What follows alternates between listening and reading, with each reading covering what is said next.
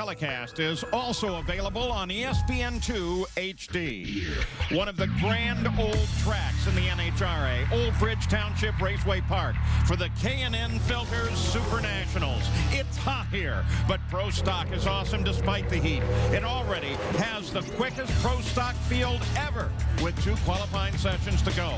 And what about Tony's travail? It continues. The 3-time and defending Top Fuel champion, 6-time #1 qualifier this year, is not yet qualified. Will he get in?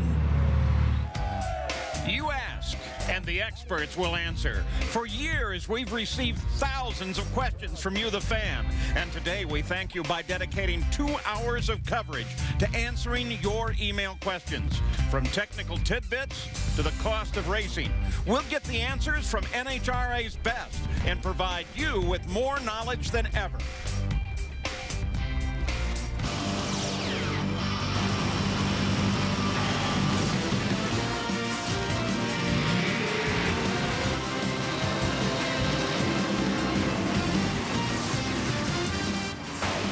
That's right. It is question and answer day. And the fans, all of you, have sent in so many good questions about the NHRA Powerade Drag Racing Series. We're going to try to answer just as many as we can. Good look down on Old Bridge Raceway, but if you're into drag racing, you call it Englishtown. And the fans, well, they've been pouring in here. They're ready to see what may be a whole bunch of records.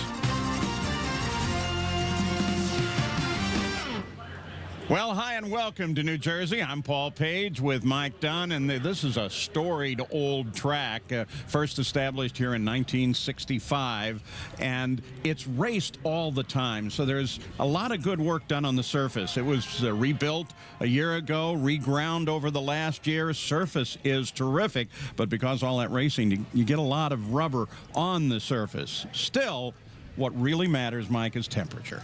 Exactly, and we're talking track temperature today. Yesterday it was very, very warm. As we look at the numbers here, 81 degrees air temperature, water grains, a little bit of humidity, but the track temperature, that's key. 99 degrees right now going into this 3rd session. That is cooler than it was last evening in the evening session.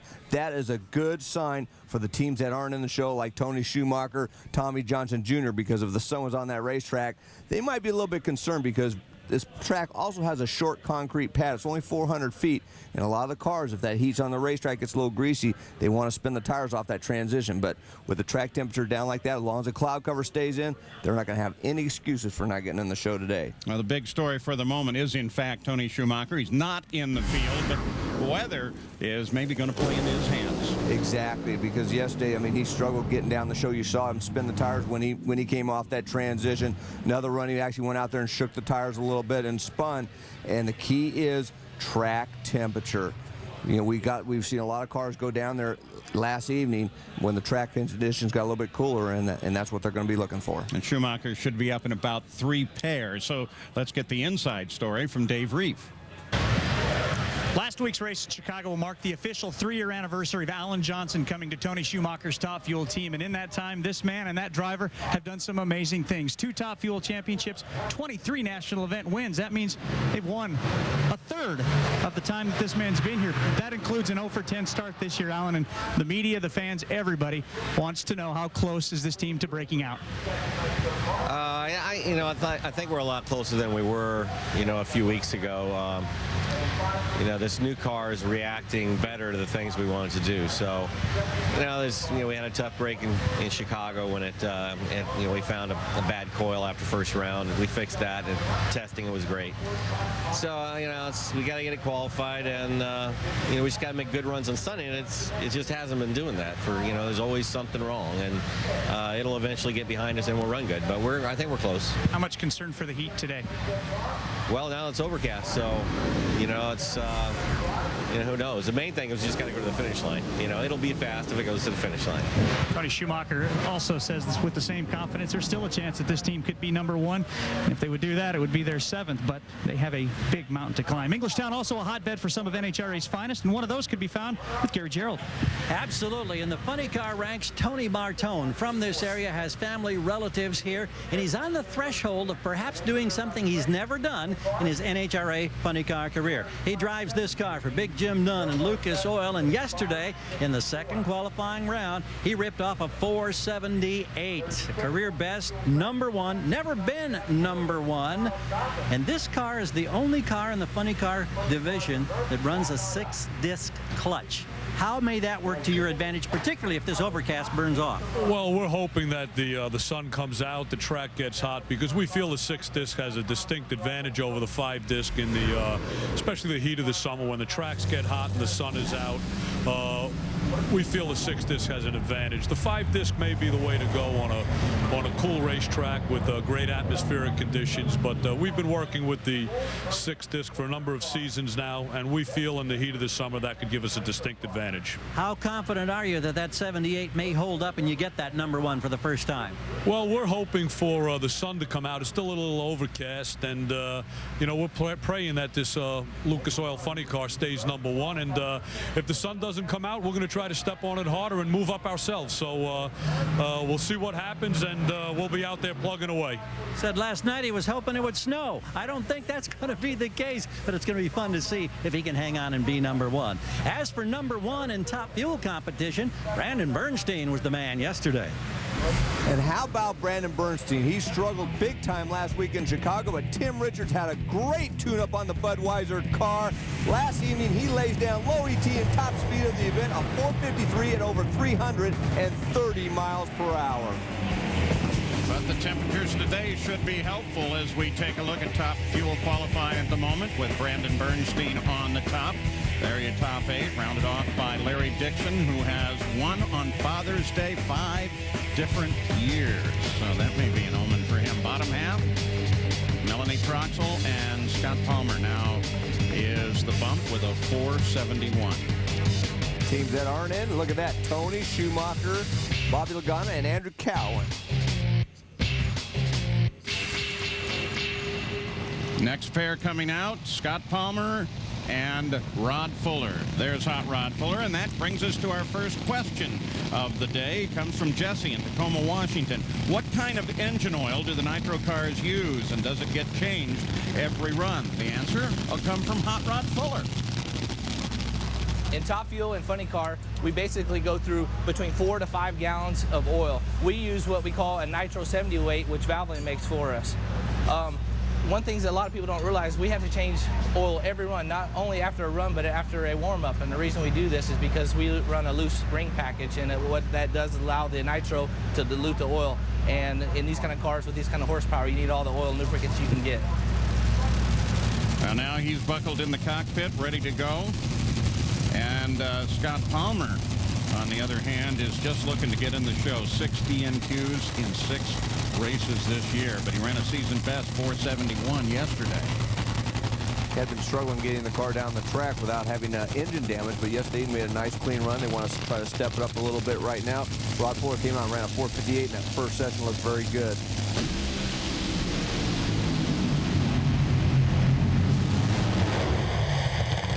Well, he looked pretty good there with a 457, 327 mile an hour pass. Scott Palmer is going to remain on the bump, and Hot Rod Fuller is up to 4th place.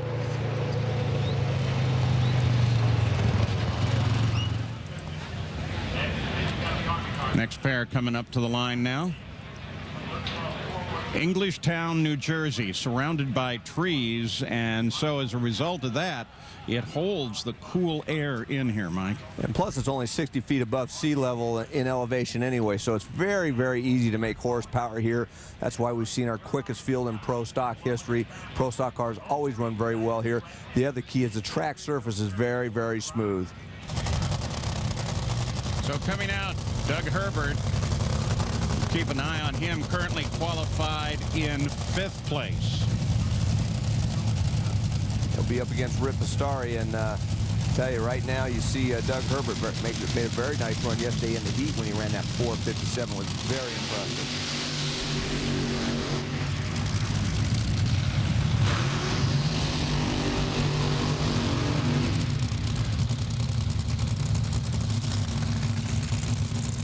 And our next question comes from Pat in San Antonio, Texas. And why is the front end or the nose of Doug Herbert's Top Fuel dragster so much taller than anyone else? Well, let's go to Doug's crew chief, Wayne Dupuis.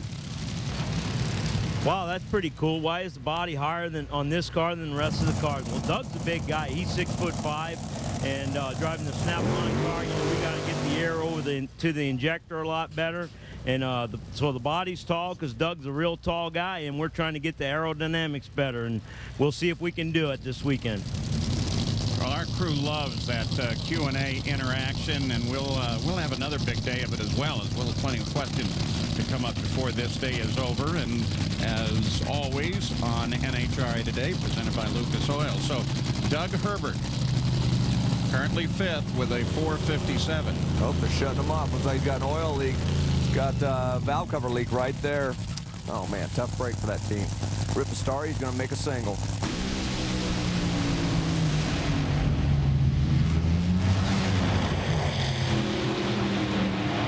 Well, Pastari stays where he was at 15th, and of course so does Doug Herbert, but I would have thought that Herbert especially would want him to get down the track with that run, find out what it's doing. A lot of oil there. Yeah, it almost looked like possibly the valve cover bolts came loose and was leaking oil on the header. Obviously, they had to shut the thing off. It might have possibly gotten its own oil and spun the tires, or worse, caused some engine damage. And reefer Wayne Dupuis can't be happy with that. Certainly not happy. What happened? Oh, they didn't use a Snap-on tool to tighten up the valve cover, you know, so it's just leaking all oil out of it. Real dumb mistake on our part, but, you know, we'll try to use them Snap-on tools next time, get that tightened up. Drama continues. Tony Schumacher in the lanes right behind him. You know, you got to give him credit for being skillful on getting that mention in. That was perfect. Yeah, take a bad situation and get a sponsor plug. I mean, that's the way to do it, but you know, that's just a tough break for that team, because I know they would have really loved to have that run. As you watch here on the burnout, you can see it looked like the oil was already starting to come out of the header, because once that pressure came up from all the valve train moving around underneath the valve covers, it just starts pushing that oil out the gasket. Now the spark plugs will actually hold that valve cover gasket on to a certain point, but then once the pressure comes up, those valve cover nuts aren't tight around the perimeter of that valve cover. It's just going to do what it does there, which is just leak the oil after he starts doing the burnout. And that oil down is going to cost Herbert $1,000. Here's what we've been talking about. Tony Schumacher is not yet in the field.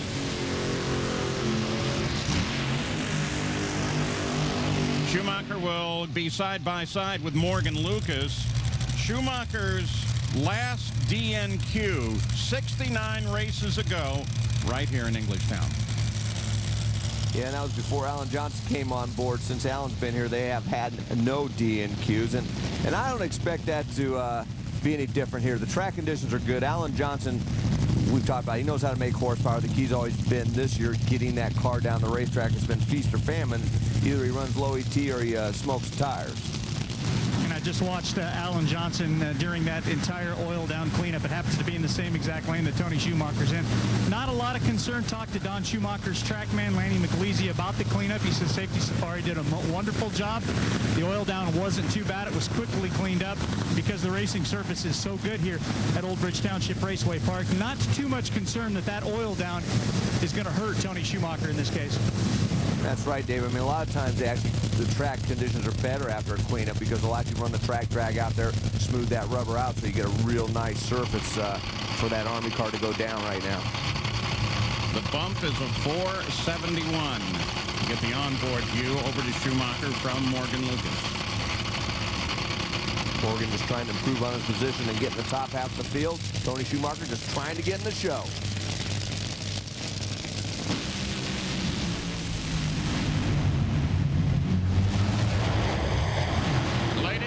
With a 456 to Lucas's 417. Schumacher is now third and is in. I think that's exactly what Alan Johnson was looking for. He was only running about 267 miles per hour in the 8th mile. That was probably an area he was concerned with, that transition at 400 feet being a little bit short. Wanted to make sure he didn't spin the tires. As we go on board with Morgan Lucas, you can see right there about half track, that thing just started pulling away as Morgan started eating up the engine once again. And Don Schumacher, he can sleep a little better now. Oh, yeah, you think of his whole Army team between motorcycles and Tony at Chicago. There is more Nitro coming up. Tommy Johnson Jr. There's another one that needs to get in the field in Funny Car. We'll be back with more from Englishtown. Today's Speed World presentation of the K&N Filters NHRA Super Nationals brought to you by Powerade. Sport is what you make it. K&N, the world's best air filter, available at Strauss Discount Auto Parts. And Wendy's 4 new Frescata sandwiches. Do Wendy's. Do what tastes right. Well, we welcome you back. A look down from the Sanyu airship at the beautiful facility here. Tony Schumacher finally makes it in. Let's go to Gary. Were you worried? Absolutely, man. We'd be foolish not to be, man. Put too much heart and soul into going out and winning championships and qualifying and winning races. The United States Army, we had to qualify that car, man. We got a lot of people from Gates here. This is the East Coast biggest race out here. So, Matco Tools, we love every one of you. That's pretty cool. Got to carry myself a Bronze Star. Hey, Michael, I don't even know how you say his last name. LeBau, I'm not sure, but you know what? Turn that around. You earned that. And that was cool. That was my luck right there. We got a great race team. We got great parts and great pieces in the car, but every now and then carrying your soldier with you. He's out there in the stands, man, and he wanted that car to be a good ride. I'm sure he's going to take this home. Maybe even we're a little bit prouder than already is. Thanks. All right. Well, Tony Schumacher breathes easier. Meanwhile, behind those glasses, there's concern on the look of Tommy Johnson's eyes right now. That's because you're not in. Tested a brand new car on Monday, but boy, it's been a myriad since, well, yesterday. Yeah, we elected to bring the new car out here, and I ran it on Friday, and just something not right with it. You know, it wasn't responding to the changes they were making, so we elected last night to go back to our other car we ran last weekend, ran #1. So hopefully it brings us back. I give it a big hug and was praying for some clouds. We got a little help today, so be nice to go out there and get this Old Faithful down to do there real good. And what do we call this, an act of? I said we needed an act of God. We got one. Well, so far so good. 4.5 seconds later, maybe we can all be saying amen together. David Baca and Clay Milliken. Milliken's had a little trouble getting the car through check here.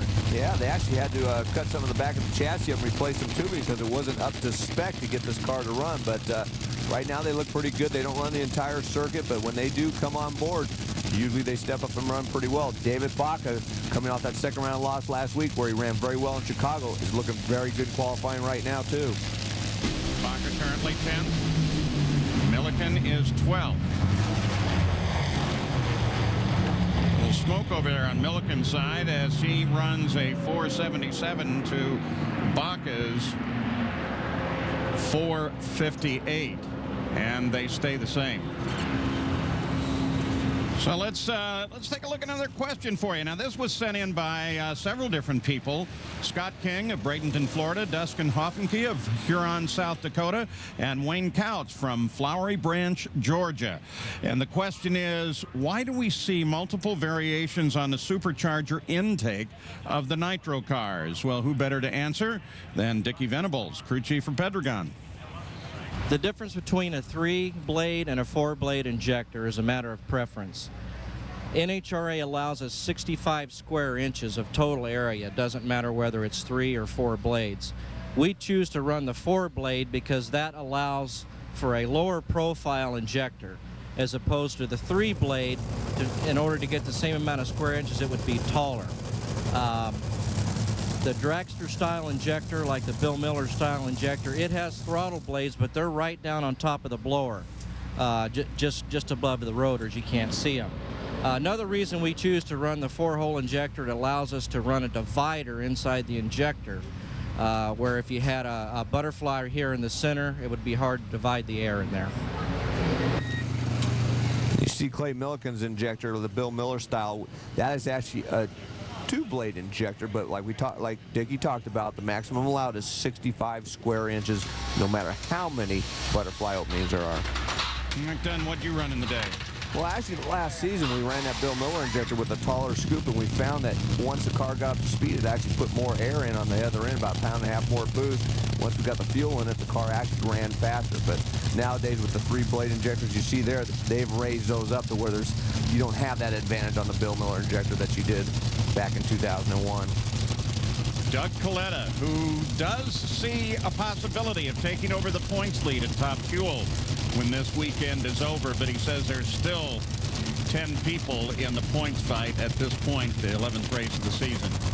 And the top qualifier, Brandon Bernstein, 13 spots higher right now than he was last week. He qualified 14th at Chicago. Yeah, they really struggled last week, and Tim Richards said they just could not get a handle on it. The track was a little bit better than what he thought, but he's got her dialed in this weekend so far. Love the view from the Sandy Light Pit.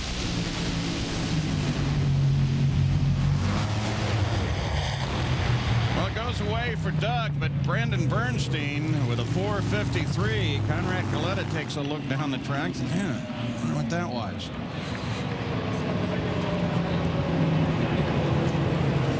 Yeah, I mean, let's watch right here. You're going to see a little bit of tire shake, and then goes into tire smoke. Doug Coletta didn't have a very good 60-foot time, and what happens if you don't get that wheel speed going early, then it goes in that tire shake and smokes tires. Now, the fix for that, they'll come back and try to hop that up. That means the track was a little bit better than what they thought, but Brandon Bernstein made a very nice run that other lane.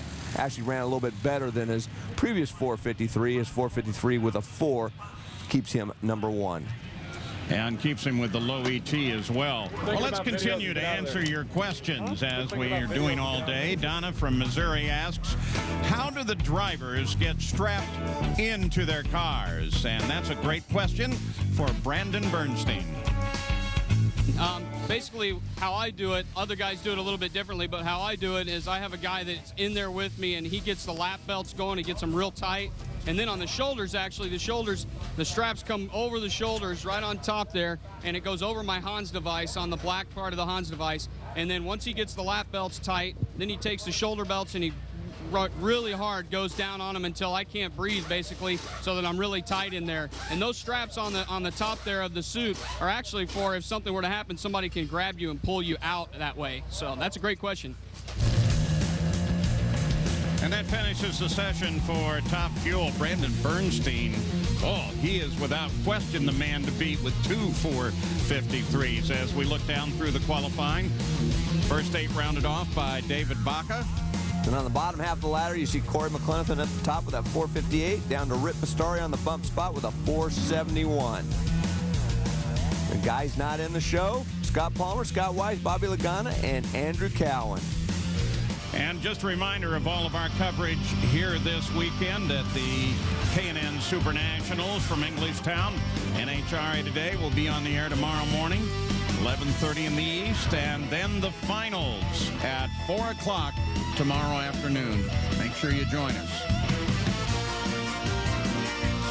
Tommy Johnson Jr. as we're ready to go with Funny Car. Still not in the field. One of the great things about the sport, you go from champ to chump in a week. I mean, from the top to not being in the field. It doesn't take much to miss on a setup, and especially, I mean, TJ was really, really concerned about the sun being out. He thought that there was no way he was going to get in the show if it would have been out there. And I agree, he would have been awfully tough, but cloud cover's out there. Right now, he's got no excuses. They get that car hooked up. We know they can make the power. They should be able to get in the show. There's TJ. He will be alongside of Mike Ashley.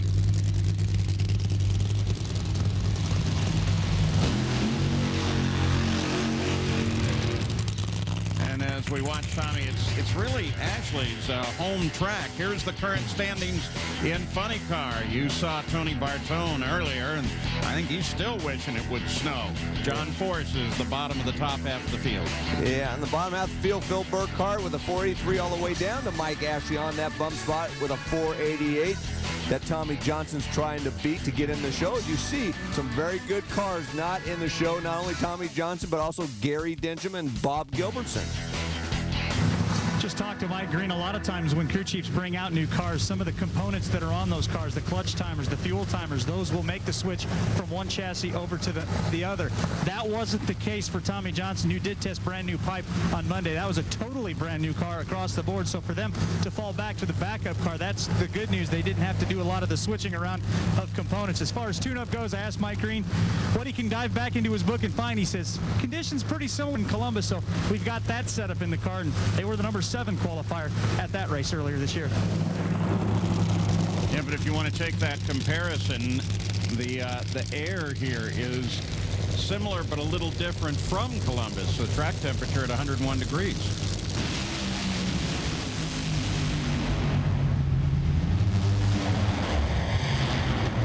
Tommy Johnson Jr. with a 483 moves him to 9th place. Mike Ashley is not yet in, so the monkey is off his back for Tommy Johnson Jr. And still one more session to go. Look down from the Samuel Knight Tim. You saw Mike Ashley get out there, and then it looked like he just started to haze the tires just before the finish. Tommy Johnson didn't have that problem. Mike Greenis-Cruci put on a nice safe tune-up. Let's get this thing down the racetrack, get her in the show. Runs a 483, number 9. They'll look to try to improve on that in the next session. Yeah, certainly try to at least get in the top half of the field if they can. That being so important. As Tommy Johnson Jr. climbs out, we want to take you back to the pits. This is Doug Coletta's pit. Remember, he didn't get down the track on his first run of this day. And even though he did not get down the racetrack, they will still rebuild that entire engine, take out the clutch, put a new clutch in there because they want to make sure that everything is perfect. They don't take any chances. Anytime that car leaves the starting line, they're going to rebuild it. Let's go to Gary Gerould. We heard that they put the Columbus setup on the car. You go at all conservative when you know you've got to get in? Yeah, absolutely. You know, I told the guys last night after we didn't get in there last night, I said we need an act of God to get in tomorrow with all the weather like it's going to be. And sure enough, the clouds rolled in. And we had to go a little conservative, but yet the field's pretty quick, and you can't go up there too lightly. So, you know, we didn't do anything but switch cars overnight. So, I mean, we pulled out the car we ran last weekend. And, the new car just wasn't responding to changes, so brought back that Old Faithful and right down the course. And one round yet to go, and maybe even better. Well, you got to get in first. Now we can go for number 1. Yeah, go for that top hat. Back up at the starting line, Tim Wilkerson and Whit Bazemore, currently 15. You ride with him on your bikes quite often. Did this morning. He was the great squirrel rescuer. Hey, you're not going to tell it, are you? Oh, it was actually a turtle. I mean, he was yelling at a guy in a Mercedes wanted to beat him up. I should be saying that because he cut us off, but the guy deserved it anyway. I was right there with him, so I can't say too much about it. And then on the way back, he pulls off the side of the road. I'm wondering, what the heck? I thought he broke his bike, and he's over there rescuing a little turtle that's going across the road. They moved it over so it wouldn't get run over, so... Whit Bazemore, I don't know. What do you say about that? Animal lover. Okay, nice guy. But now he's got to do the job. You know, he just basically said yesterday the track was a lot better than what they had for their tune-up. Brian Karate, Todd Okahara are going to try to step this thing up and run a number with this cloud cover.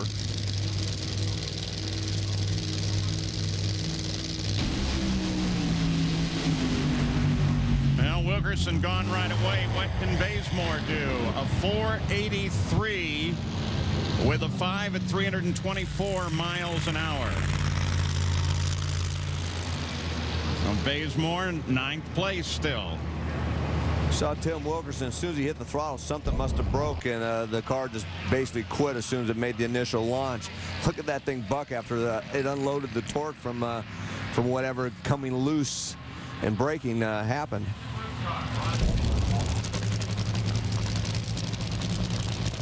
Let's go to Dave Reeves. He's got a couple of answers for us, too. You bet. Our next question concerns this half-inch Mac Tools ratchet. Rick Russell in Middletown, New York wants to know, why do Top Fuel and Funny Car crews turn the engine over by hand in the staging lanes before they start the engine prior to a run? Well, this is Bo Mayo, who builds short blocks for John Force Racing.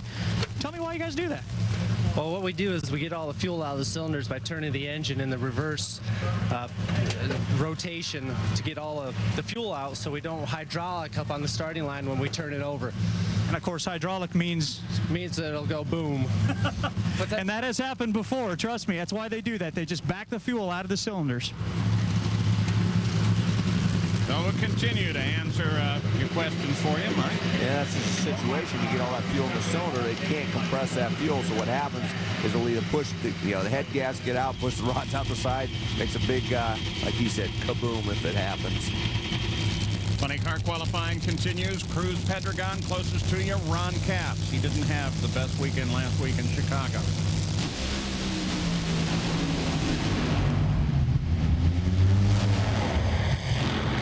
Well, and Capps, who's been the runner-up the last 2 of 3 years, is 15th with a 487. Pedregon with a 485 will stay at 13th. That was not the run that either of these teams wanted. Watch Cruz Pedregon. This car is going to start to move out of the groove, and watch how much he has to work the wheel to try to keep it in the groove. It got a little bit sideways there at the end, really moving that thing around, and eventually had to shut the thing off. That might mean that things are changing somewhere. We'll see. Gary Scelzi's coming up. Will this be his weekend? He certainly hopes so. Maybe he can edge Tony Bartone off a #1 spot. And we welcome you back to Englishtown for the K&N Filters Super Nationals. I'm Paul Page with Mike Dunn.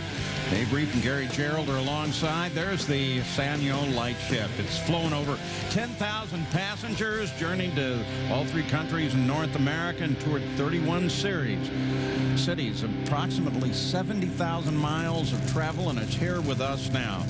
Gary Scelzi and Jim Head come to the line. Scelzi has never won at this track, and well, this is a great result thus far for Jim Head in 1988, since he was 3rd in qualifying.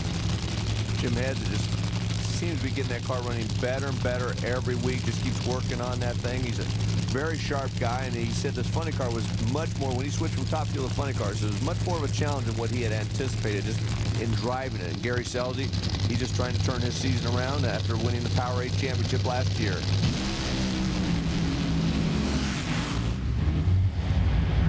And it goes away for everybody this time.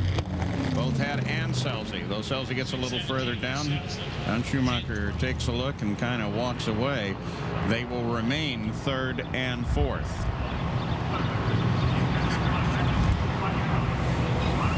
Well, let's go to our next email question. It comes from Bob Winters from Strasburg, Pennsylvania, and he wants to know who came up with the idea of the long burnout to heat the tires and who first performed it.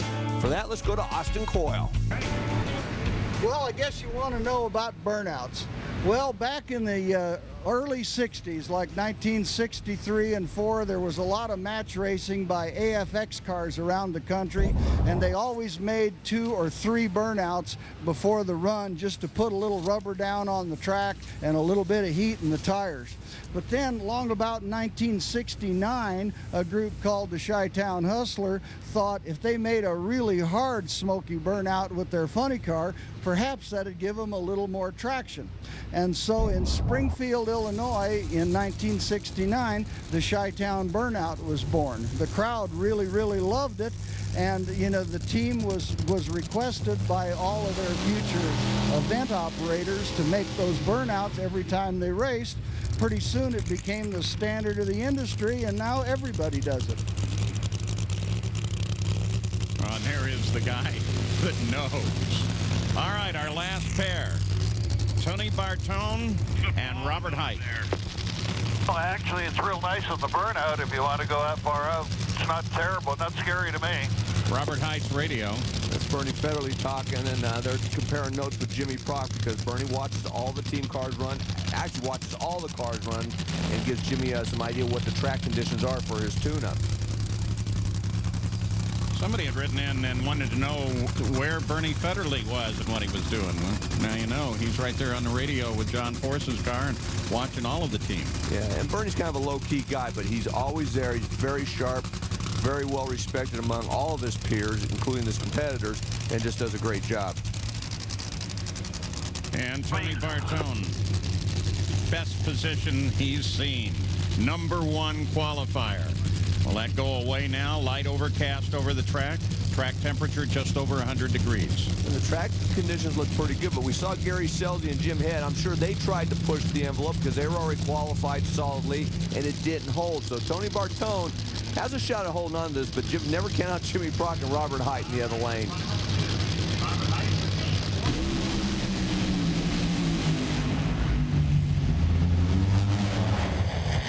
Two different times on the lead, the 484 with the 315. Remember, they can kind of leave on their own when you're talking qualifying. And Robert Hight doesn't make it down the track, so Bartone with that 478 set last night is still the man.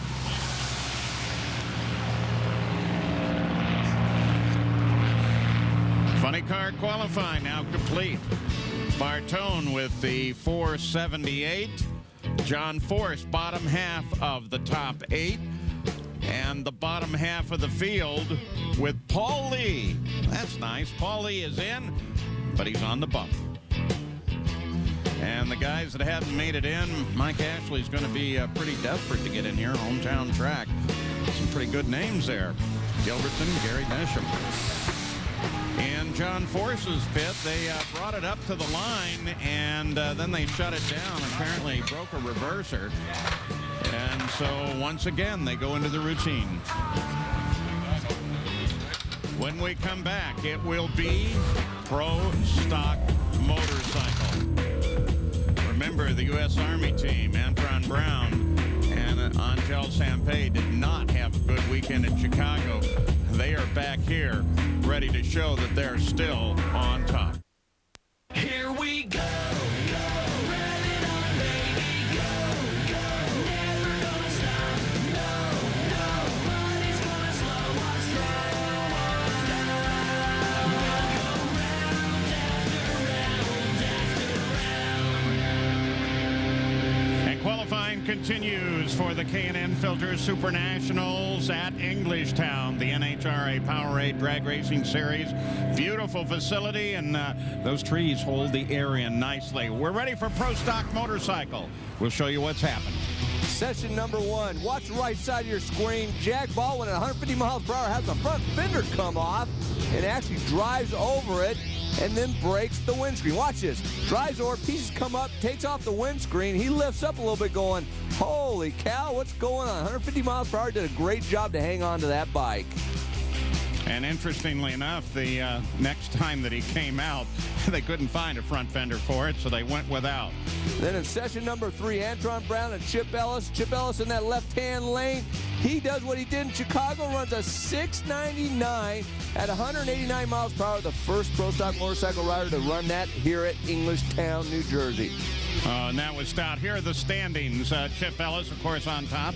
The Buell down to Paul Gath, and Steve Johnson is on the bump with a 710. Speaking of Steve Johnson, he's in that left lane trying to get off that bump spot. Karen Stouffer with a 716 to Johnson 714 at 185 miles an hour, and it keeps them both right there at the bottom, with still plenty of qualifying to come. Remember Karen Stouffer? There she is a week ago in Chicago. They waxed the bike and she almost slid off the back end. I bet she checked that this morning. Well, I know I would. I'd check that. I wouldn't get on one. What am I talking about? And speaking of last week, the U.S. Army team just had maybe their worst day. And in fact, Angel continues to have a really rough time. Her worst qualifying ever at 14th. That'll be Michael Phillips over on the other side. And the field is set. Steve Johnson will qualify. So basically these riders right now are trying to improve on their positions. Like you said, Angel would definitely love to get in the top half of the field right now, but the conditions a little bit warmer, air's not quite as good. Still, she usually makes a lot of horsepower. I just got to believe they've just missed on the setup. If they can hit the setup right, maybe she can do it. A little squirrely off the line there for Angel. Angel comes through with a 713 to a 720 for Michael Phillips. Antron Brown walks up to make sure he understands how that went. Dave Reef, you've got a question? You're with Cruz, huh? Indeed I am. Jeff out in Pomona, California. In fact, a lot of race fans love the inboards and the onboards like Cruz Pedregon carries right here. And they've noticed through this one that sometimes Cruzer's thumb comes off of the butterfly steering wheel and hits that button. They want to know, is that the parachutes or is that the fire bottle? That's the parachute button. You know, a lot of drivers have them. They have to take their hand off the wheel. I do not like taking my hand off the wheel for safety purposes. I hit that parachute right about 1,000 foot, deploy it, never have to take my hand off the wheel. You've needed the fire extinguishers a couple of times recently, so where exactly quickly is that? Right on the brake handle. If I have a fire, I reach down. There's the brake handle. I reach this other lever down here, pull it back. That deploys the parachutes. And it happens, you're talking milliseconds. So I'm on the chute on this simultaneously. So if I do have a problem, we can take care of business. Quickly, while the body is off of this thing, there's two other levers. We just will tell everybody what we're looking at inside the cockpit. Okay, right now when I start the car, the start line, I pull these open, do a burnout with one of them open, one of them off. When I pull in to stage the car, I pull this one on full rich. Now I'm ready for action. That's full on pump, 60 or 80 some gallons a minute pump on there and ready to go. Of course, at that point, the only thing you need to know about is that pedal right there. That's the loud one. Bang it and go. Well, it went away early for Joe DeSantis and GT Tonglet with a 712, 188 miles an hour. That is an improvement. Takes him up to 11th. Actually, the 708 was from before, 712. Most of the bikes seem to be slowing down about 3 or 4 hundredths of a second so far in this session, Paul. So the Pro Stock motorcycles are underway and qualifying, and there is more yet to come, including guys like Chip Ellis, #1 qualifier.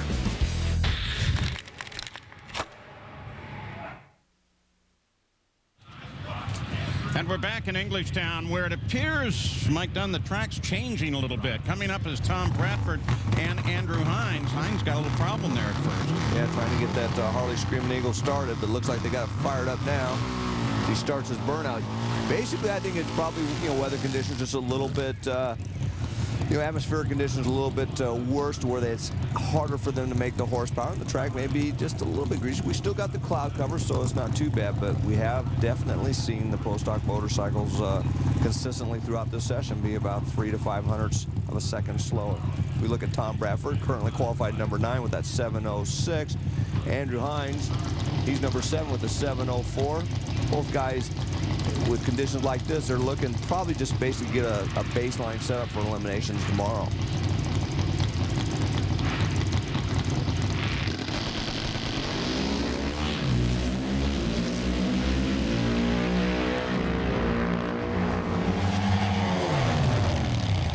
Hines with a 707, Tom Bradford with a 711, and that keeps Hines, moves him up to 7th. Bradford stays down in 9th on the strength of his run in the second qualifying session.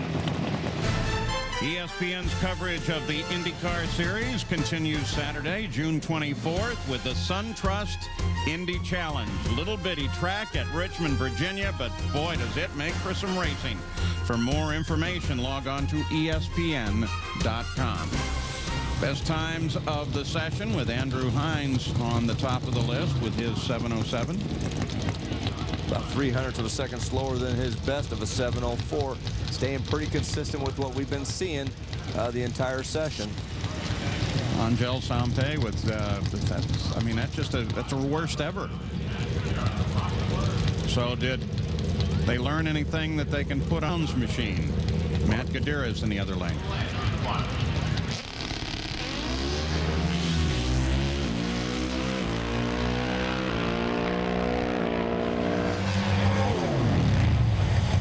Antron Brown with a 712 to a 703 for Matt Gadira. Well, Brown up to 5th now, and Gadira up to 6th. Movement for both. Let's go to Gary Gerald.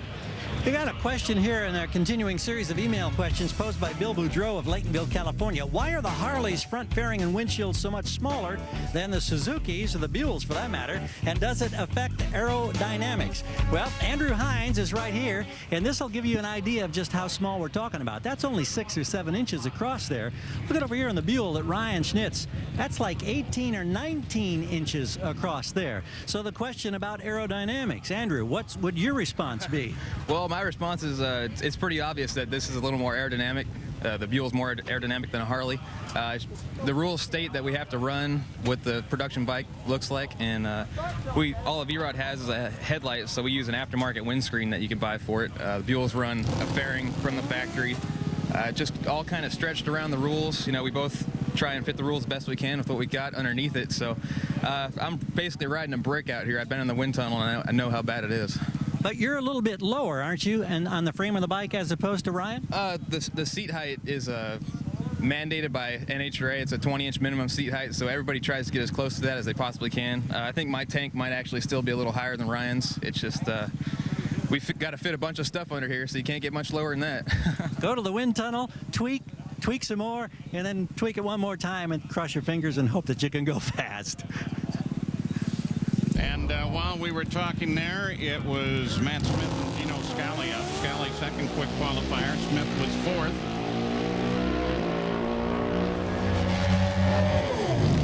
And it changed nothing. Their best times were run yesterday, and they stayed. Second for Scali, fourth for Matt Smith.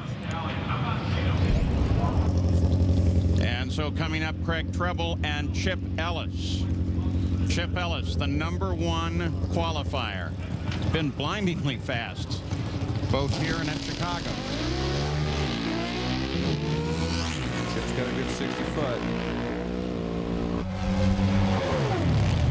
Chip Ellis with a 7:02, 189 miles an hour to a 7:09, 188 for Treble, and they too stay where they are. That's 6:99 of Ellis yesterday. I mean, that's a stout number. So the standings in Pro Stock Motorcycle with the final pair now down the track. Chip Ellis hangs on to his #1 qualifying position. There are the top 8. Here's the bottom half of the field with Steve Johnson rounding it out at 16. Boy, Chip Ellis just has a great bike right now going to elimination. These riders will not be going into elimination, including Sean Gann, Marco Andriano, along with Connie Cohen and Jack Baldwin, who we saw have that problem with the front fender. So we've seen Pro Stock Motorcycle. It's Pro Stock next. She's not really that happy right now. Erica is not yet in the qualifying field, and she's coming up on her last opportunity.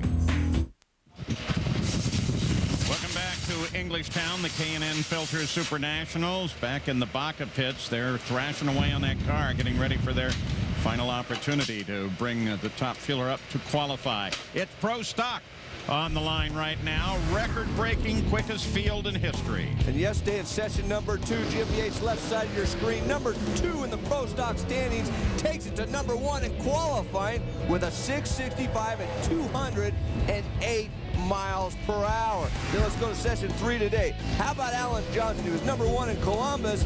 Well, right now he's #1 in Englishtown as he drives that Mopar to a 664 at 207 miles per hour.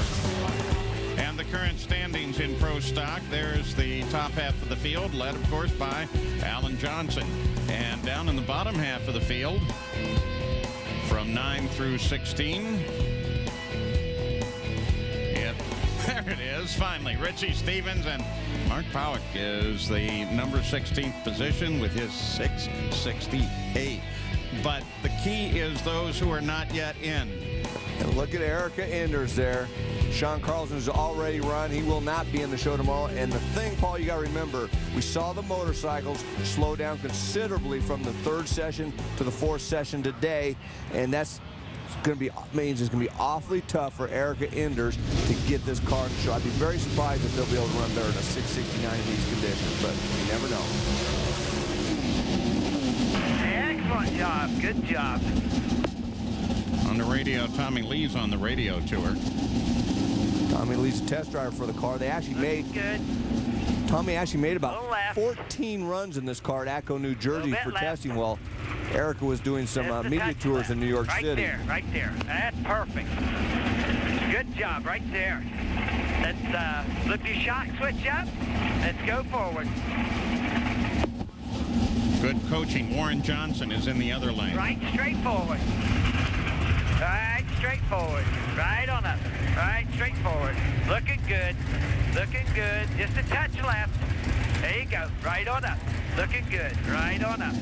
Right on up. Looking good. Right up. Okay, go ahead and set your brake pressure and be set. Right now, she's going to have to make a perfect run for the conditions to have any shot at being able to get into the show. Bump is a 668. Okay, it's all yours.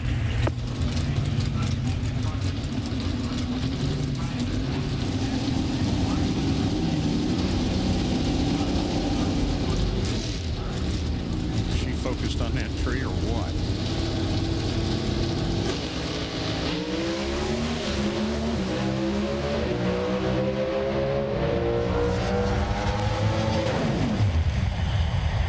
Well, Erica runs a 670. Good job, girl.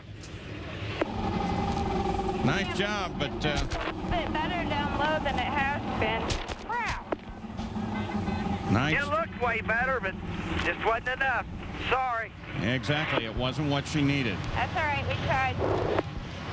Still made a very good run for the conditions. Warren made an excellent run also for these conditions, running a 6:68, almost matching his qualifying time that put him in the number 15 spot. Watch on board with Erica. She runs through the gears. I think she pretty much did everything right. I think the team put a very good setup. Just with the conditions the way they were, they just came up just a little bit short of getting in the show. So she'll become a spectator, and that's the way it works. You either go fast or you go home. It's been said so many times. So we continue with our question and answer session from Don Galinas in Palmer, Massachusetts. Why does the steering wheel, you just saw it on Warren Johnson's Pro Stock car, have a flat spot? Well, who better to answer?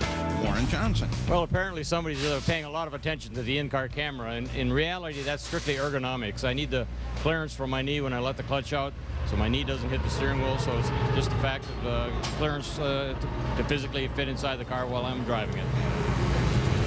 So there you go. A lot of good questions have come in. We get to as many of them as we can, and we'll be able to do this another session as well. Ron Krischer and Mike Thomas. Thomas in the right lane. He's the last car that had a chance of bumping in the show. Remember, it's qualifying. Red light's not an issue. Mike Thomas with a 671, and that is not good enough. Ron Krischer stays in 14th position. So when we come back, we'll talk with what appears to be a fairly dejected Erica Enders.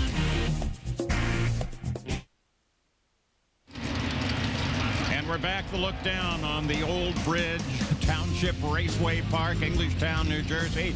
V. Gaines is on the line, and he will face side by side with Dave Connolly. Qualifying continues in Pro Stock.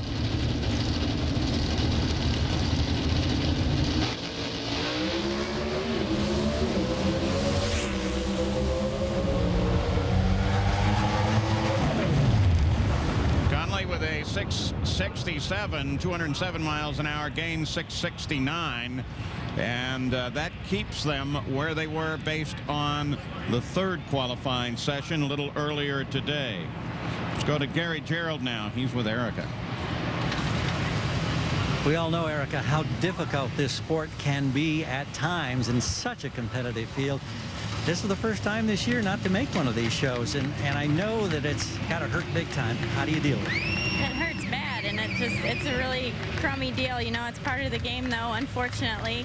My guys have been working their butts off. We tested for 14 passes after Chicago to try and get this car straightened out. And that last pass, it felt a lot better. The sun came out. We were praying for the cloud cover to stay, but it just didn't want to stick with us. But on behalf of Slammers Ultimate Milk, Snap-on Tools, Weld Racing Wheels, we're going to go to St. Louis and see what happens. Oh, well, big bummer. See you in a week. And next up, it'll be St. Louis. Mentioned this little problem right here. The sun's come out, and that's warming the track, Mike. Just gets the track a little bit greasy. They get the tire spin a little bit too much, or they can't run the cars aggressive enough through first and second gear, and it just costs them that elapsed time that would enable them to get in the show. But they still did a good job. Came real close, but just a little too short. Kurt Johnson and Jason Line. Kurt coming off that win last week in Joliet has a very good race car, but Jason Line, him and Jim Yates are the only two cars so far in all three sessions were in the 660 elapsed time range. Let's see how they do now. Kurt's been #1 here 3 times.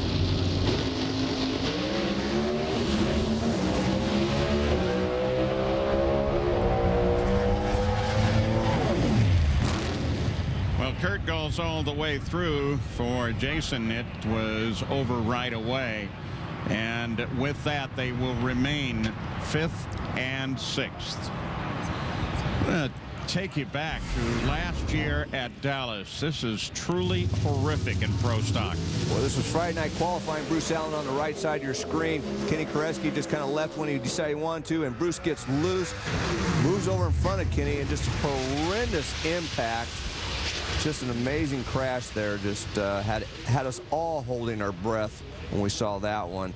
We're going to take one more look at it, one more angle with this shot. You see watching Kenny Koreski never saw what was coming. He's just running through the gears, watching the shift light. Here comes Bruce up, and then over. And so a lot of, if not all of Bruce's fans have been wondering, especially Carl and Kyle Roberts from Germantown, Maryland, how is Bruce Allen doing now? Well, the good news is he is on the phone with us. Bruce, answer it yourself. How are you doing? I'm doing fine. Actually don't have very many remaining injuries from that, a little bit of hand problem, but nothing serious, nothing any more so than what most people have in their lives. Now, Bruce, Mike Dunn, how you doing? I'm doing fine, Mike. Now, my question is, you always had a love for golf and racing. Are you first of all, are you out golfing any, and do you plan on getting back in a race car anytime soon? I haven't been playing much golf. Mostly for the first few months there, my hand, I couldn't grip tight enough to play golf, and I mean, that's no big deal either. It's not something you do that for recreation. Racing-wise, probably the crash really didn't have any impact on whether we raced or not this year. We weren't planning on racing anyway. Mostly we just weren't competitive enough to win, and then after something like that happens, you kind of reevaluate everything else in your life, and I don't think I'd put my wife through that again. She was a huge supporter and liked watching the races, and I don't imagine that was a lot of fun to watch.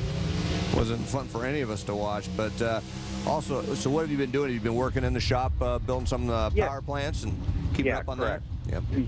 You know, we've got a pretty big business here, supplying a lot of racers with engines, and that went on regardless whether we were racing or not. Now we spend a lot more time devoted just to customers and getting engines running better and trying to help them do still do some R&D work too on different projects. Bruce, it's good to know that you're okay and on the mend, and it's good to talk with you. Thanks a lot. Thank you. Appreciate it. Well, you saw Yates and Edwards, no improvement on their position. They remain 3rd and 4th. And here comes Greg Anderson and Alan Johnson. 1st and 2nd qualifiers. Sun, well, you see it reflecting off of Alan Johnson's car there. That's heating the track. We haven't seen many improved runs since the sun came out. Haven't seen any. Well, and that should mean that Alan Johnson will probably retain that #1 spot. I mean, if anybody could do it, it would be Greg Anderson, but I'd be very surprised with the conditions that we're seeing right now. Alan Johnson made a very nice run that previous session. So we'll see what Greg can do here. But still, quickest pro stock field ever.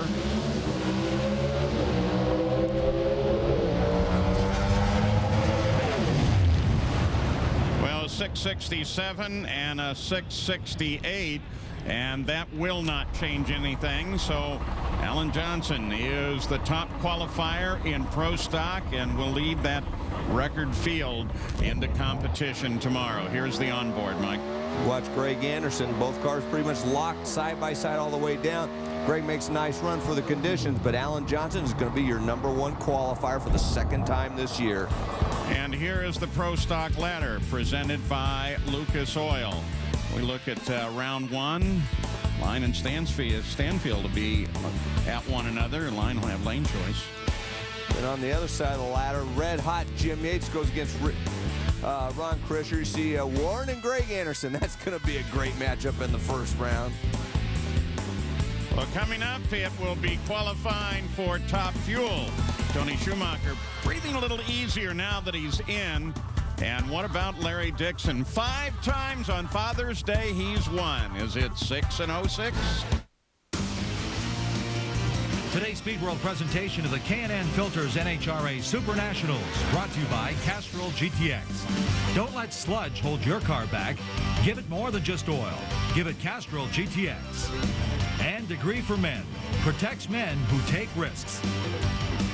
And this was just a few moments ago at Old Bridge Township Raceway Park. And Scott Wise, boy, did he light it up, Mike. Lit it up big time there. Got an oil down penalty that cost him $2,500. It's Top Fuel qualifying. Brandon Bernstein is the #1 qualifier with his 453. There is the top half of the field with David Baca down in 8th spot. And the bottom half and the bump is the 471 of Rid Pastari. Interestingly enough, he qualified in Phoenix. We're talking about Pastari now, and beat Schumacher right here a year ago. There he is on the starting line. The field is set, Paul. The other people not in the show have already ran, so that's a big load off his mind. He knows he's going to be in the show, so now he can just concentrate on getting that set up for tomorrow race day. As David Grubnick, only your number 15 qualifier, he's looking to really try to step up his performance. Grubnick, the winner at Gainesville, and hey, the winningest Top Fuel racer ever, there he stands. Member of the Motorsports Hall of Fame, and he won 6 races here, eh, Joe? Good to see you. Glad to be here, Paul. Having a lot of fun, meeting a lot of good friends. And you just had a pretty good tour by the looks of your hat of Italy. Yeah, I was fortunate to be able to go to Italy for 10 days and get a tour in Maranello, and it was spectacular, to say the least. So did you order your Ferrari, Joe? Yeah, I actually have a 430 on order, and I'm going to go and try and find a dealer that'll take an order for a new 599, which is the fastest car at 640 horsepower. So that won't be out for a couple of years, and where I'll be able to get one. But I'd love to have one if I could get my hands on it. So even though you're retired from driving, you still got that need for speed, don't you? Oh, definitely, Mike. You know, I have some fast jet skis, and you know, I like my toys, and I still keep my hand in doing things, whether I'm going downhill to ski at 100 miles an hour or whatever, you know. But once you get that thrill of going fast and doing things exciting, you need something to replace the adrenaline besides driving a Top Fuel car. It's fun to stand on the starting line, and you know, like today, it was really nice because you can relive memories from the past. That's why I love to get up close to the cars and smell them and feel them and hear them. You know? Yeah, but do you miss it? Definitely. You'd have to say, you know, I miss the driving. I don't miss the business part and all the pressure that goes with the sponsorship and all that, but the driving the cars is something that, you know, I'm very fortunate that I was able to do that in my lifetime, because it's as exciting as you could get, and there's no Ferraris or anything else that could even come close to replacing that feeling when you step on 5,000 horsepower and it kicks you in the butt and you're out of here. I mean, it's like, it's as good as it could get. There's nothing else you could do to replace that. A lot of fans, especially in this area of the country and over in Pennsylvania. 10 days in Italy, I figure that's 30 plates of pasta. Thanks a lot, Joe. Thank you, guys. Nice seeing y'all. Grubnick, a 464 at 325 miles an hour to a 473, and that changes nothing for either one, except it does show you that with the sun out and everything, you can run pretty good at what would be race time. Actually, David Grubnick did move up a little bit. He went from 15th to 14th with that 464. But still, I don't believe it's the number they were looking for. I think they wanted to get a little bit more out of the race car, but at least they're in the show for tomorrow. And in fact, you can do that in, well, it's kind of a half sun. The sun's poking in and out. Well, the conditions we're hearing is going to be maybe a little bit warmer. If the sun's out even more, it's going to be a little bit tougher.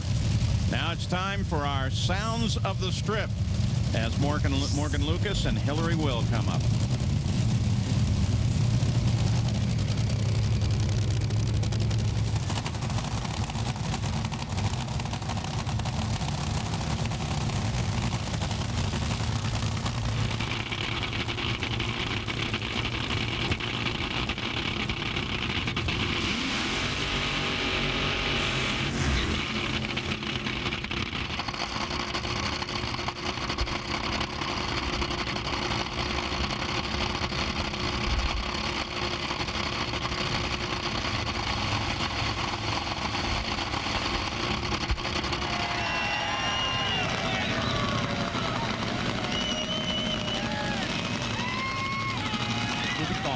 You got about, what, 10,000 Strivectin people coming tomorrow? Yeah, we had that Friday night, Alan, and it was great. A lot of VIP.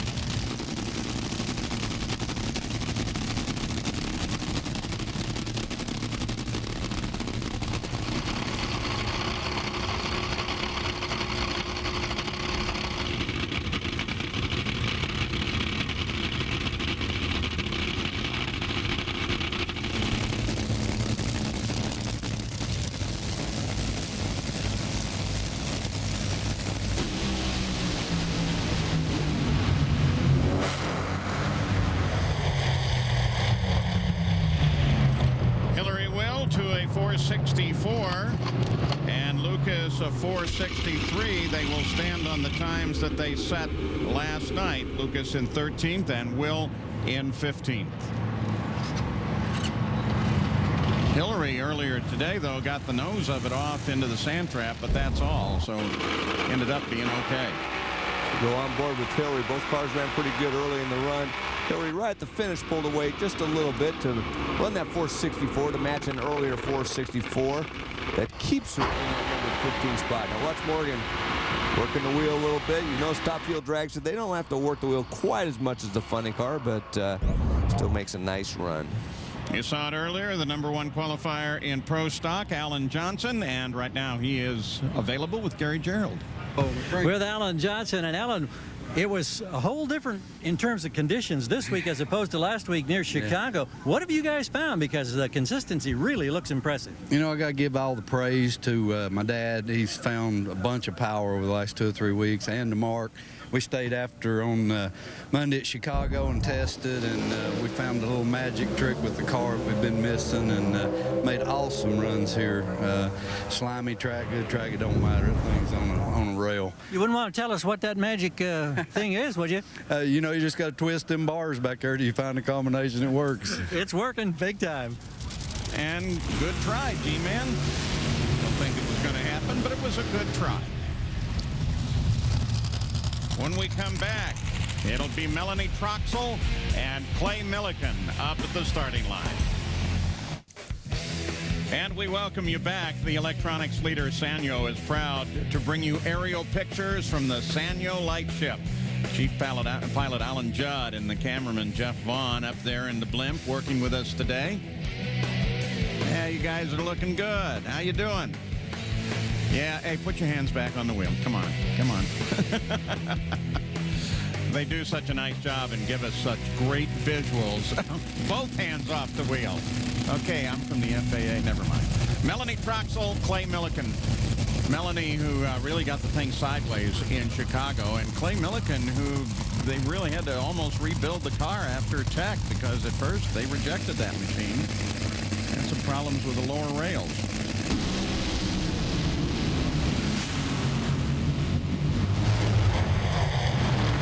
Troxel a 463.20 and Millican a 485 257. So that will help Troxel a bit. Millican will have to stand on his time from last night.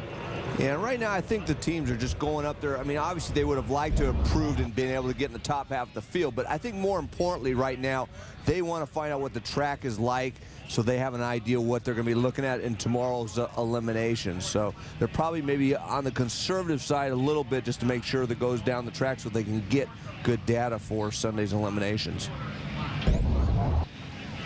So Melanie brings it back, and there is more yet to come. Top Fuel, and a little bit later, Funny Car. Stay with us. Welcome back to the K&N Filters Super Nationals, Englishtown, New Jersey. With Mike Dunn, Gary Gerould, and Dave Reef, and we are qualifying. Just a few moments ago, Herbert and Baca came to the line.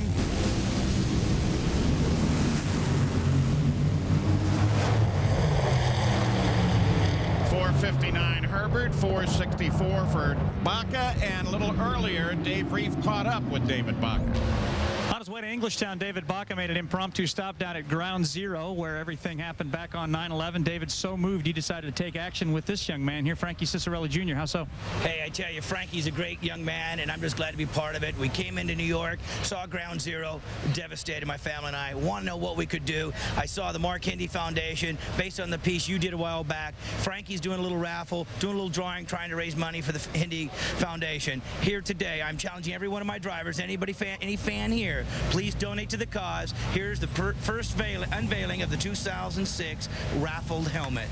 Frankie Cicerelli Jr. did this 1 year ago, and Mark Hindi, he is the son of Supergrass racer George Hindi, who was a Cantor Fitzgerald employee, stuck on the 104th floor of the North Tower that came down. Now, of course, we will have more on some of the charitable works that some of the NHRA drivers do in tomorrow's final show in our NHRA Brute Essence. Well done. Very well done. Larry Dixon and Rod Fuller. There's Fuller, the Phoenix winner, and of course, Larry Dixon. Been to 4 finals in a row here. We want to take you back. If you weren't watching at Chicago, the Extreme Replay was with us, and boy, Mike, that stuff is good. We want to show it to you. We got some great shots as we look at Ben Marshall here from Chicago. Let's focus on the wings here. The rear wing here, we're going to show you what the torque of 8,000 horsepower does to these chassis. You see the rear wing just drop down when he first hits the throttle, and then it's going to lay back over. Now watch the front wing. That thing that's normal deal there. They always do that little double step that picks the front end up, sets it down, and then the torque just picks that front end up, applies that power evenly and the torque evenly to the rear tires to allow that race car to go straight when the front wheels are in the air. And that's the key. That front wheel's in the air. You want that car going straight. Boy, and what great visuals those are. You see the banks firing, and that's just so good. Well, Larry Dixon, Top Fuel, has 2 wins here, 2004, 2005, and on Father's Day, 5 straight wins. Yeah, ever since his son Donovan was born, he's never lost on Father's Day, and that's at 2 different racetracks. It used to be in Columbus, and we switched dates and moved it here to Englishtown.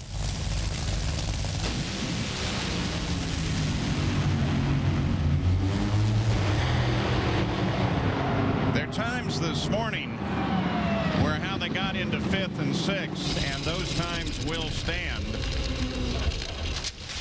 Dixon just ran a 460 and a 457 for Hot Rod Fuller, but earlier Fuller with another 457 and Dixon with a 457. And Larry Dixon's all the way to the net. Yeah, he stuck it in the sand. It's kind of unusual. Both cars had trouble getting the chutes out. And Larry obviously had more trouble than Rod Fuller. Both of the drivers went 325. Let's take another look at this. Like I said, both cars made good, clean runs to the finish line. Larry runs a 460 at 325. Rod Fuller with an excellent pass, 457, also at 325. No chutes for either one. Then Larry gets it out late, but then it's tangled up. So basically, it was useless. And Larry had way too much speed to be able to try to take the turn. So he just basically stuck it in the kitty litter, as we call it, or the sand. Let's go on board. The engine up. You see he pulled the chute. It must have got tangled in the wheelie bar, the first one. Then he probably went to try to deploy the other one, or possibly could have shook loose, but then it was tangled up, so it actually had no use. Rod Fuller must have got on the brakes pretty early. Carbon fiber brakes, if you get on them early, get that heat build up into them, they really can stop these cars well. He was able to make the turnoff, but boy, Larry's got a little bit of damage to that Miller car. Main thing, it looks like hopefully it didn't bend the chassis. Hopefully it's just body panels that got bent. But even if it didn't bend the chassis, there's going to be an awful lot of cleanup work. They got to field strip that car completely after this, no matter what. Yeah, you may call it kitty litter, but it's really a gravel, a pea gravel kind of thing.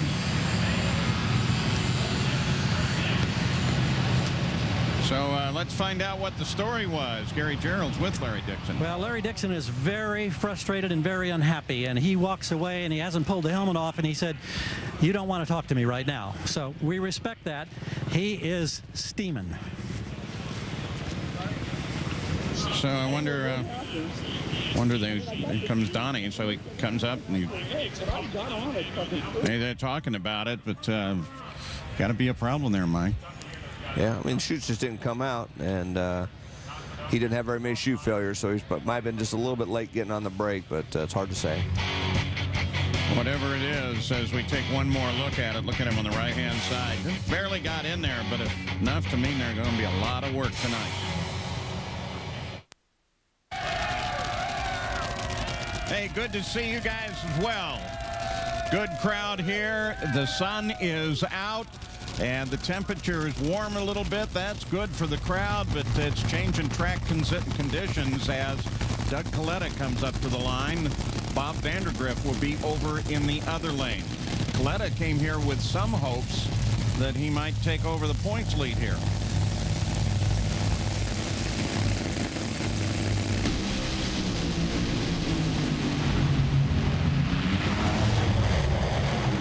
You gotta love the aerials. Kalitta 462, Vandergriff a 459. But neither one of those are better than they did earlier. Kalitta ran his 456 last night, and Vandergriff improved on his time with a 454 with a 6 this morning. I think Bob Vandergriff's got to be very happy right now because they couldn't even get down the racetrack yesterday. Ran that 454 earlier today, giving them that number 2 spot. Right now, they're just getting a tune-up for tomorrow's eliminations. 459 by crew chief Jim Dupuis. I think they'll be happy with that.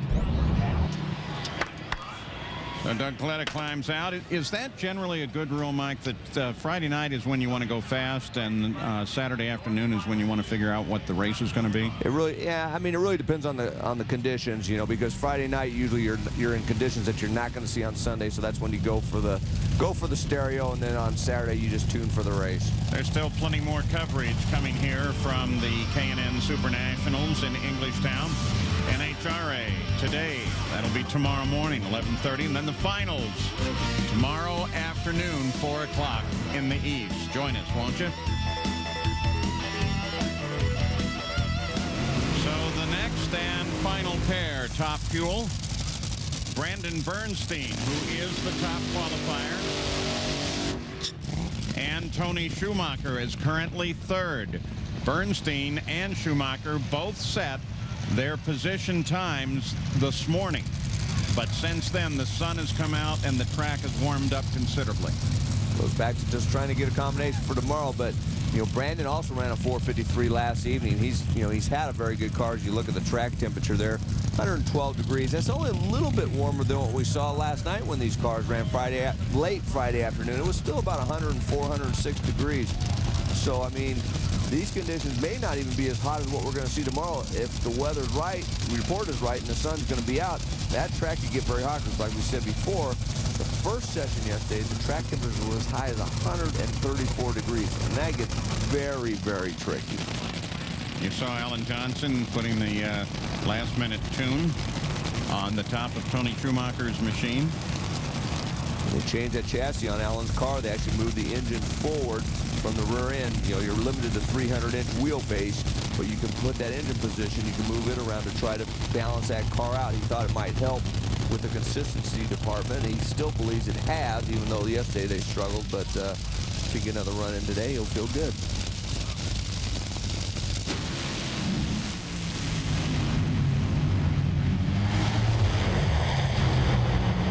Schumacher's 456, Bernstein's 457.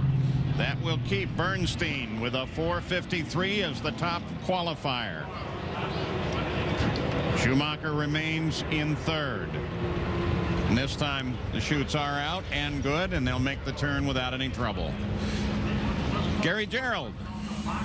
Well, Greg Smith from Catonsville, Maryland, has posed a question for us. I've heard that rear tires on a Top Fuel dragster are used only a few times. What about the front tires? So Bob Vandergriff is here, and I know that you sometimes get as many as 4 runs on those rears. How about these skinny little rascals up front? Well, that's a good question, Greg. We've actually switched to the larger front tire because we were seeing diminished tire life out of the little skinny one. So sometimes we wouldn't see very many runs on that. With this one, we're able to see probably 30, 40, 50 runs on it before it needs to be changed out, which is quite an improvement, especially when you're traveling at 330 miles an hour. So, but that'll last 30 to 40 runs now. And we might point out that also that Larry Dixon, who just went into the sand there and was very unhappy, he uses the old tire tire from last year, and he's really been trying to scrounge him up. It's a little bit narrower. They think they get an aerodynamic advantage with the narrower tire. Bob uses the 2006 version from Goodyear. Steering version. There's the Top Fuel ladder presented by Lucas Oil. Round one, Bernstein with his 10th career pole. Some great matchups, and on the other side, as we just looked at Bob Vandegrift, he'll be facing off with Hillary Will, Doug Herbert, J.R. Todd, Tony Schumacher with David Grubnick, and Larry Dixon with Melanie Troxel. So Top Fuel qualifying is complete. There are those that have not qualified. But next, it's going to be Funny Car. Robert Hight. He's looking strong, but what about Tony Bartone? Top qualifier in his hometown track.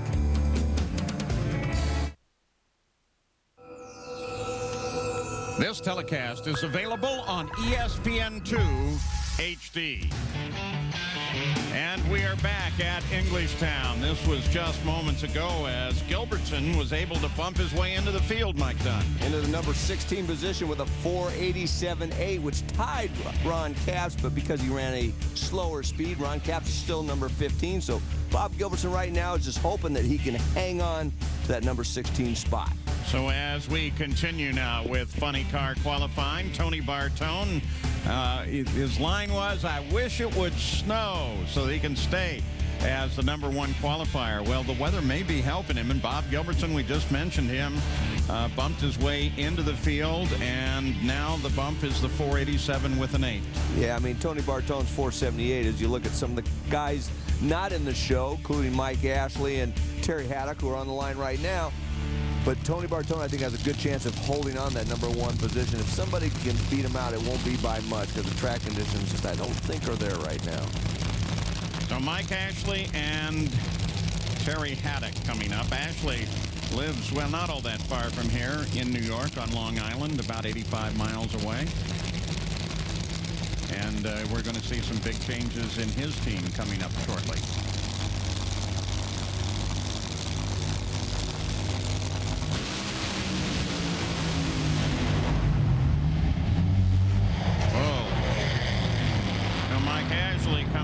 Drifting over and catches a block, and Haddock with a 6-7. Well, neither one of those are doing anything. Both of the cars got out of the groove and got a little bit loose. Terry Haddock early in the run. Mike Ashley looked like he had a decent run down track before it just started to move. It moves over, makes a wall, move towards the wall. Then it just kind of starts sashaying back and forth, and that just unloaded the rear tires, and at that point he crossed the center line, and that was an automatic disqualification, so he knew he had to get out of the throttle, and he's not going to be in the show tomorrow. Hey, you remember the Sopranos and Vito? Wow, Joey G is here, but I thought he was whacked. How do they do that? I don't know. Can't believe anything you see on TV anymore, can you? No, absolutely not. Man, that makes me mad.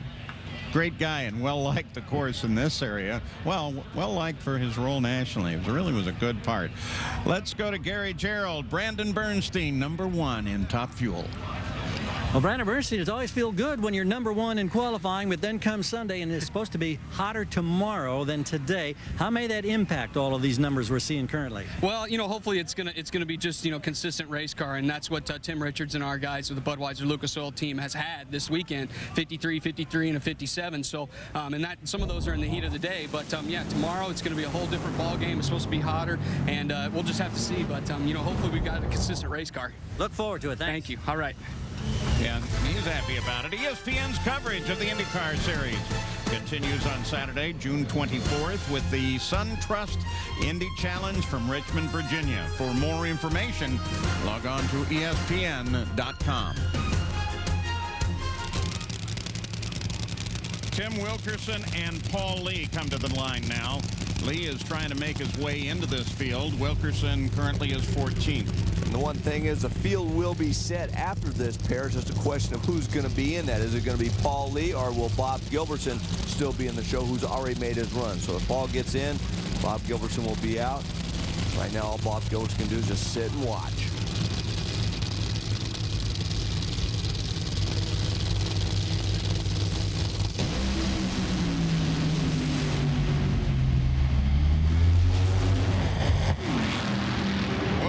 takes it all the way while Lee stumbles 5.09, and that will do nothing for him because he was already in 14th with a 4.86 with a 7. And Paul Lee will not make it in. So you saw our 16 players for tomorrow. Just a matter now, maybe we'll see a little bit of shuffling as some of the other teams come up to improve on their times. Obviously, the one that will be is Ron Capps trying to get off that number 15 spot. Another question in Top Fuel and Funny Car. Wendy Berryman of Lexington, Kentucky asks, what do the crew chiefs adjust? And why do they look at each other just before the cars stage? Well, Ed McCullough has an answer for you. On both the Funny Car and the Top Fuel cars, what you see the crew chiefs do is they go up to the car and they turn this valve, this screw. It's an enrichment screw that gives it full fuel just before the driver goes into stage. Once that's done, then the crew chiefs usually will look back and forth at one another just to know that each team, like I would hold my driver if he wasn't quite ready, or he would hold his driver waiting for me. Once we are both ready to go, we give our drivers the nod, they go in, and it's up to them to go on and hopefully win the round for us. Thank you for your question. Well, and there is the car Ron Capps that Ed the Ace takes care of. Capps, 15th right now, hasn't qualified this low in 28 races. On the other side, it will be Cruz Pedregon. He's currently 13th.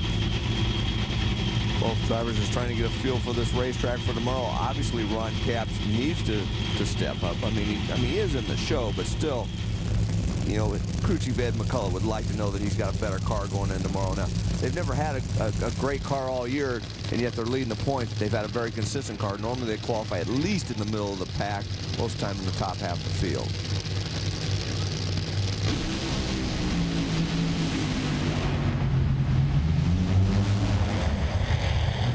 Run that, Capps with a 486 and Cruz with a 495, and so they stay where they were. Well, Capps will be 14th. Cruz is now 13th, and that for Capps is an improvement. Yeah, he moved up one position, but I'm sure he was looking for a little bit more than that. A little look on board with Cruz Pedregon for you as qualifying continues in Funny Car. Today's Speed World presentation of the Can-Am Filters NHRA Super Nationals brought to you by Powerade. Sport is what you make it. Can-Am, the world's best air filter, available at Strauss Discount Auto Parts. And Domino's Pizza. Get the door. It's Domino's.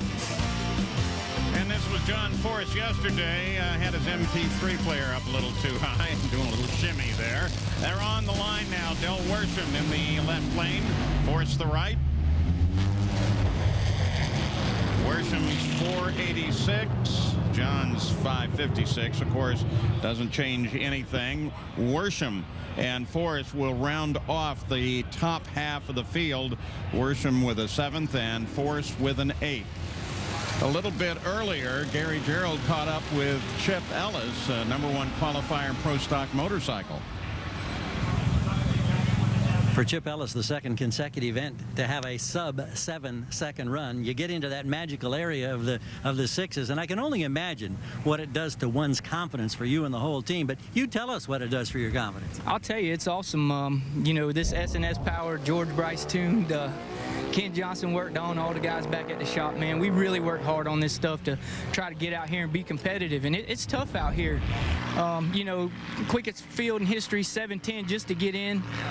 It's awesome for Mac Tools, S&S, G-Square Motorsports, and happy Father's Day to my dad a day early.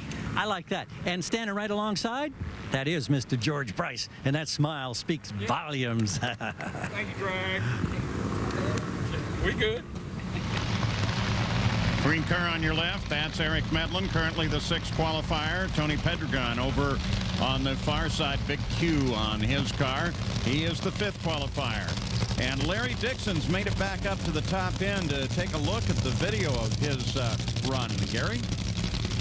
Well, for the first time, I understand, Larry Dixon, you had an onboard shot on your car. And what are you looking for now? Well, I wanted to see how the parachute at the finish line, because I hit it and I went over. I didn't feel it hit, and then I looked over and saw the cable was out.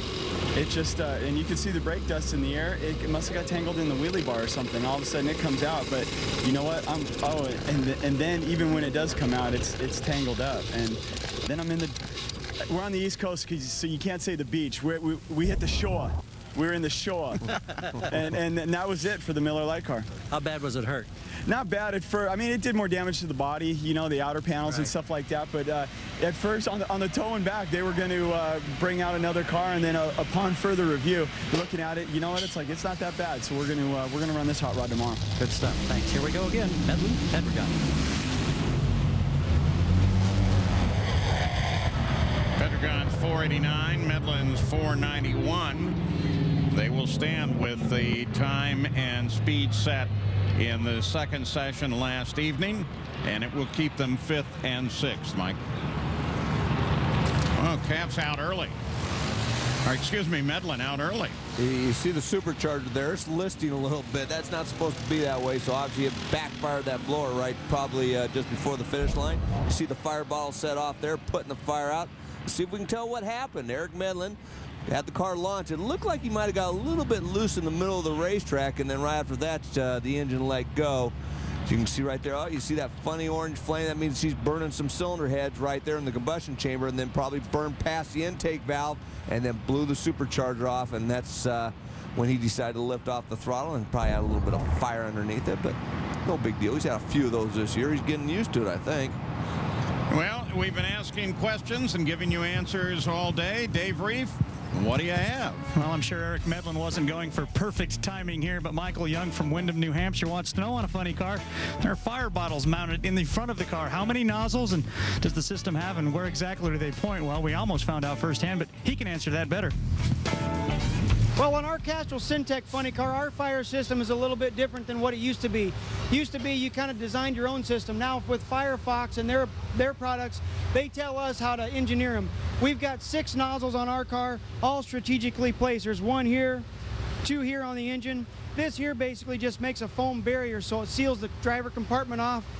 There's 2 down under here that points on the car, 2 that we stick into the diaper to control the diaper fire, and then obviously 1 on the fuel tank can control that. Our system is controlled by a fire bottle on the brake handle, a pneumatic switch, or a manual lever here in case this fails. Our system is actually very, very productive. You know, we've had quite a few fires this year, and they all went out pretty fast. Sometimes you don't know if 1 bottle went off or if both. You just know that there's fluid on you and sealing the car up, and that's a good feeling. And it's a system that has worked very well. And so Jim Head and Gary Scelzi come to the line. There's this pair and then 1 more to go in funny car qualifying. You see the best times of the session, a 486. We talked about Tony Bartone setting that #1 spot with a 478. A couple good cars up here. Jim Head's in that #3 position. He ran a 480 last evening. And, you know, Tony watches on. I think he's got a very good shot of holding on to that #1 spot, although, you know, you got some good cars. Gary Scelzi, Robert Hight hasn't ran yet right now, up to this point, but conditions, I don't think are real conducive to running. That's an interesting decision, though, to decide not to run in the final session, Dave Reef. And Tony Bartone, a #1 qualifier, supposed to be out there in your race car. You've elected to be up here. Why? Well, Jim and the boys are back in the pits, putting another motor in the car, and we're preparing for war for tomorrow. Did you have a problem and decided to sit this out because of that problem, or you just sit it out because? We're just sitting it out because, you know, we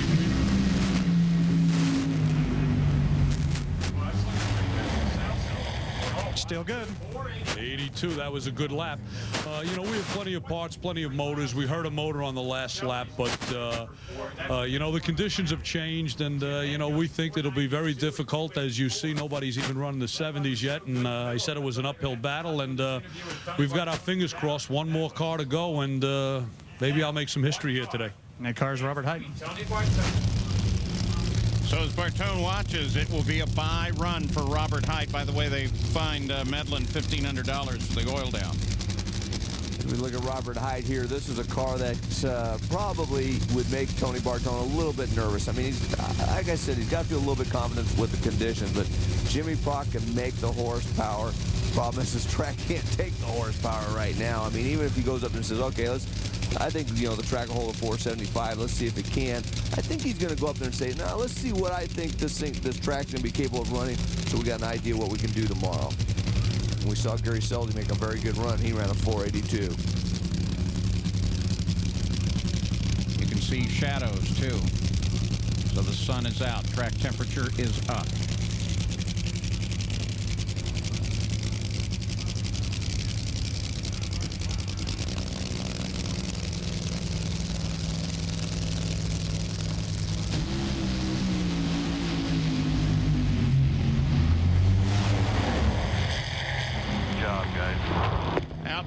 Didn't do it, yeah. I'm relieved. You heard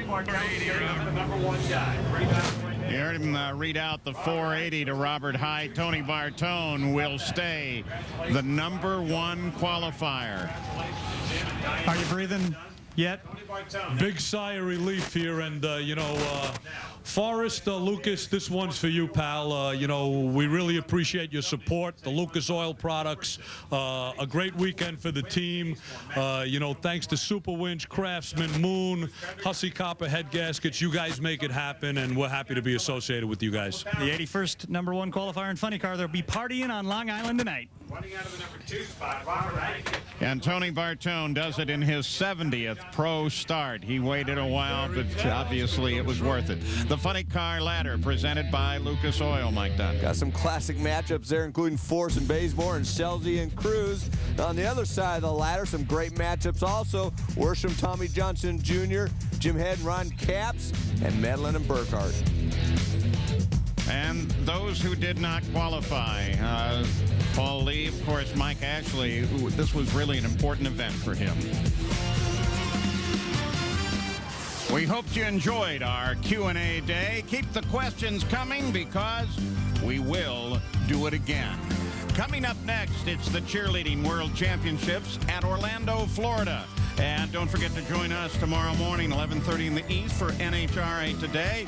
And then the finals tomorrow afternoon at 4 o'clock in the East. I'm Paul Page for Mike Dunn, Gary Gerald, and Dave Reed. This has been a presentation of ESPN, the worldwide leader in sports.